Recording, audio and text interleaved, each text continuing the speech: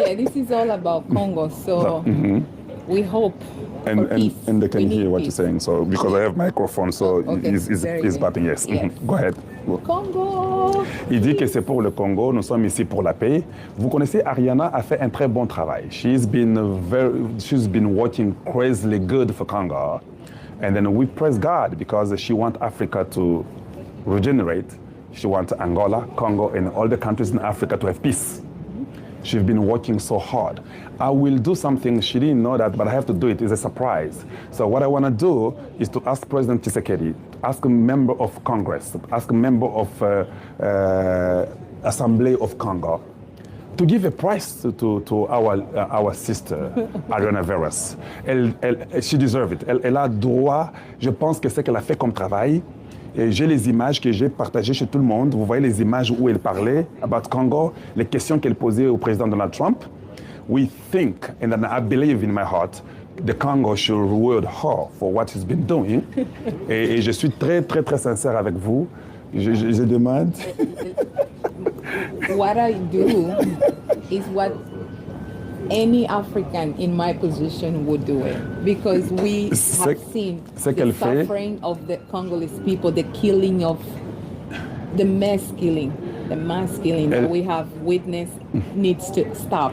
The raping of women, so this needs to stop. So any African could do what I'm doing. So it's with a pleasure that I can raise my voice and address this big problem that we are having in Congo. Elle est seulement très généreuse. Elle dit que toute personne dans sa position, elle aurait fait ce qu'elle fait. Mais il y a des gens dans cette position-là qui ne font pas ça. We have some other people in your position that don't do it. Mais elle le fait. Elle est africaine, mais elle ne veut pas qu'il y ait des viols, toutes les atrocités qui se passent en Afrique au Congo démocratique. C'est pourquoi elle se sent redevable de le faire. Mais nous voulons quand même reconnaître, moi je demande, me personally I'm asking to the authority of Congo, the president of Congo, the Congress, everybody, we have to do something symbolically pour la reconnaître du travail qu'elle a fait. We are here, and then today, I believe, she will ask some good questions to the president. She'll be in the Oval Office. Elle sera dans le bureau ovale. Me, I'll be here waiting for her, but she'll be inside. And then I believe she'll ask good questions for Congo. I know what you guys are thinking as questions. If they give her si on lui donne la parole, we don't know if it will happen, but if they ask her questions, the president of the United States asks questions, she will ask fair questions about the killings and the people dying in the Congo. Yeah. We will sign today. What we want the most is the stopping of killing. Good. The people have suffered enough. So it's an historical day for Congo, for Rwanda, for Africa. Un jour historique pour le Congo, pour le Rwanda, pour l'Afrique. Yeah, we really hope this peace can come. Nous espérons que cette paix va venir pour le Congo et le peuple congolais ne sera plus être tué et que les femmes ne sont pas violées et que les souffrances s'arrêtent. Je pense que le continent africain est avec le peuple congolais pour qu'il y ait la paix. On doit se focaliser sur le développement du continent, du Congo, et pour le peuple congolais doit être focalisé pour reconstruire la nation, contribuer au développement du continent, mais pas se battre. Nous devons arrêter de s'arrêter.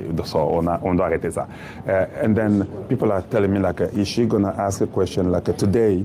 They're fighting right now in the eastern of Congo today. I heard about the attacks, the violence still going on. So after the signing, so can you ask that question?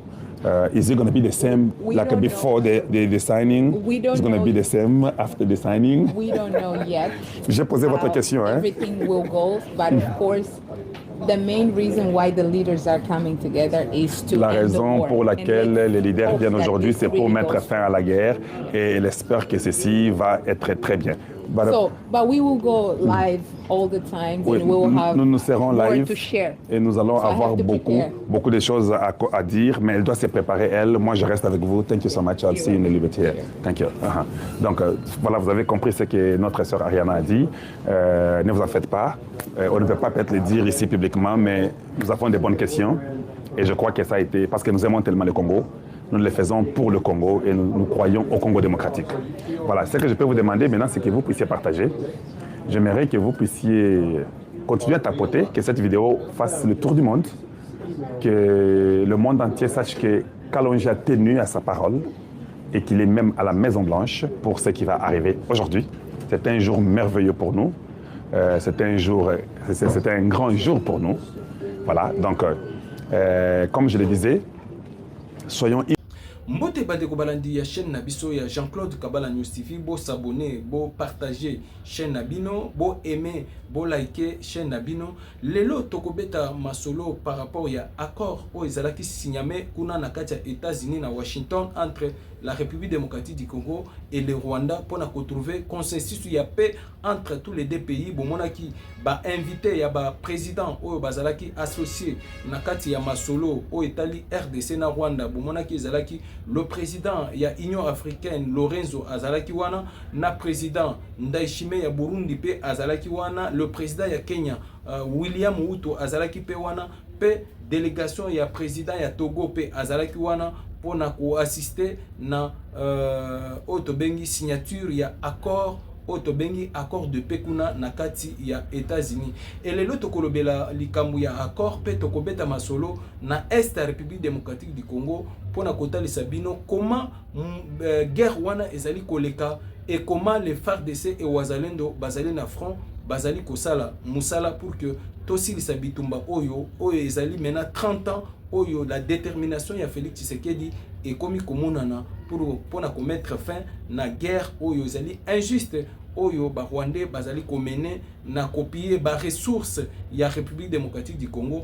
Et yango tokobeta masolo mokolo mwalelo pona kotalisa bino comment l'application ya politique ya Félix Tshisekedi azali ko appliquer diplomatiquement pe militairement ndenge bazali ko appliquer yango esengeli tozala na part na biso ya kotalisa ba Rwandais ke mboka oyo ezali mboka ya ba Congolais non ke ezali mboka ya ba Rwandais. C'est pour cela Félix Tshisekedi tchaki énergie na ye nyonso pour que accord oyo esimba tobima na kati ya libulu oyo Hippolyte Kanambe Bekazembere oyo tobengi Joseph Kabila atchaki mboka na biso na kati ya libulu. Bomoni boyebi ke Kabila akomaka lokola gouverneur na kati ya République démocratique du Congo. Botala engumba ya mboka na biso munene ezali Kabila akomi gouverneur ya Paul Kagame. Kagame nde mutu azalaki ko diriger mboka oyo iya mena 18 ans oyo Kagame a dirigé mboka oyo na autorisation ya ko impliquer to ko commander Hippolyte Kanambe Kazembere oyo alingi, mais nzambala la kate aye ko pesa biso les lions du tribu de la République démocratique du Congo Félix Antoine Tshisekedi Tshilombo oyo lelo a telemi lokola engambe mobali pona ko sauver intégrité territoriale ya République démocratique du Congo pe ko sala face na baini oyo bazali ko inamboka na biso azali déterminé azali ko lakisa de quoi il est capable pour na ko sauver nation na biso et tokobeta pe masolo mukolo mwalelo pour na kofungolela bino. Même na rencontre ya Washington le président Félix Tshisekedi bakutalaki na Ndayishimiye a huis clos basololi ezana eloko moko ezala ko se passer na niveau ya est na bitumba o ezali na est ezali vraiment très urgent, ezalaki très urgent pour que Fachi basolola na homologue na ye Ndayishimiye na mai o etali guerre ya est ndenge ezali ko persister toujours. Et bande ko balandi to sa ko kota siko na vi sujet ya o etali côté ya Sud Kivu bolandaki na Sud Kivu ndenge ezalaki na tongo ba échange de tirs ezalaki makasi ba déplacer au bazolonga Nord Kivu bazako kima ba échange de tirs na ba armes lourdes o ezali ko betama bazo kende ko se réfugier kuna na kati ya Burundi nde bisika bazali ko kende.